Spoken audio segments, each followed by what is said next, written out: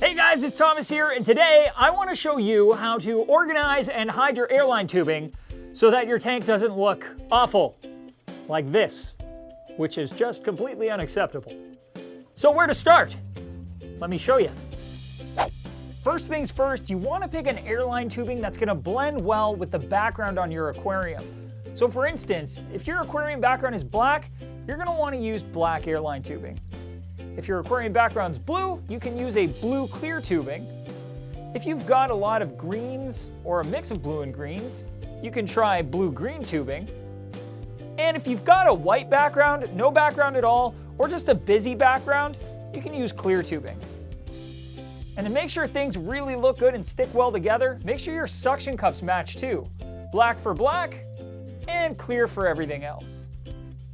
When running multiple air stones or air ornaments, instead of making an octopus of valves and T's, it's a lot better to just use a gang valve. They're nice and clean, keep things nice and organized. That way, all the valves are in the same spot if you want to make an adjustment to your air ornaments.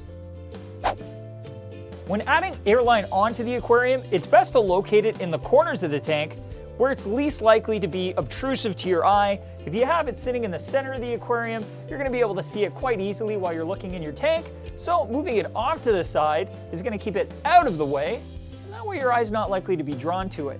Another way to minimize the amount of airline tubing you're going to have going into your aquarium is by using one big long air stone if you want bubbles across the entire tank. Smaller separate air stones will require more tubing and more locations, meaning more things to distract you instead of look pretty.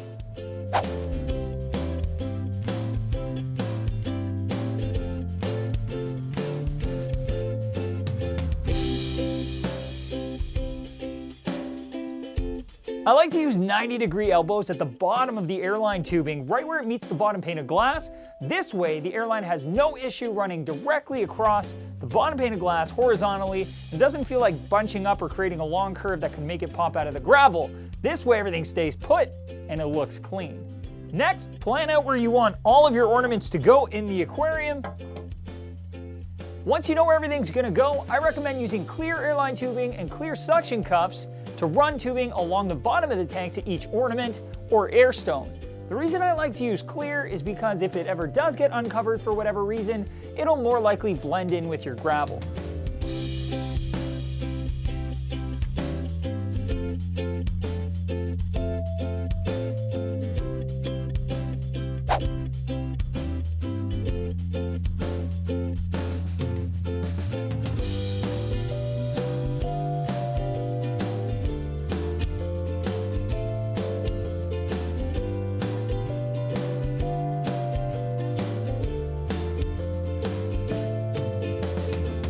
Now with all the tubing in place, it's time to add the gravel.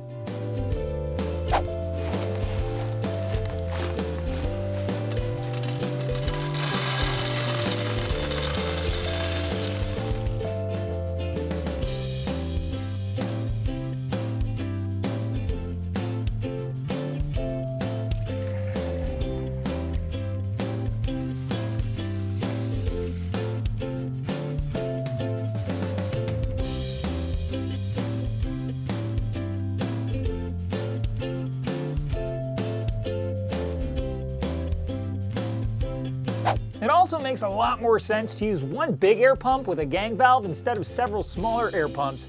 This way you use less energy, less outlets. You're not going to have so many, things in the stand cluttering things up with tubes and wires and cords. You have less vibration and therefore less noise. All in all, it's just a much better idea.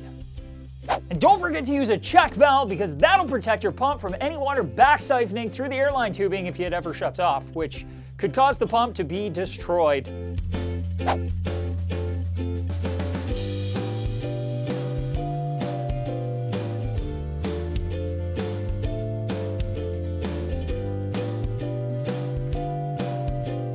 And that is how you organize and hide the airline tubing on your aquarium so that you can have many, many bubbles without the hideousness. And if this still doesn't satisfy you, you could always take a plastic plant and just hide the cords at the back that way too. If you guys have any questions, feel free to drop those down in the comment section below or reach out to us on social media like Facebook or Twitter. And don't forget to subscribe because we have tons of videos coming your way. And as always, keep on tanking with bubbles. Lots and lots of bubbles. I love bubbles. And don't forget to subscribe because we're going to have these things pumping out all the time. Like water pumps out all the time.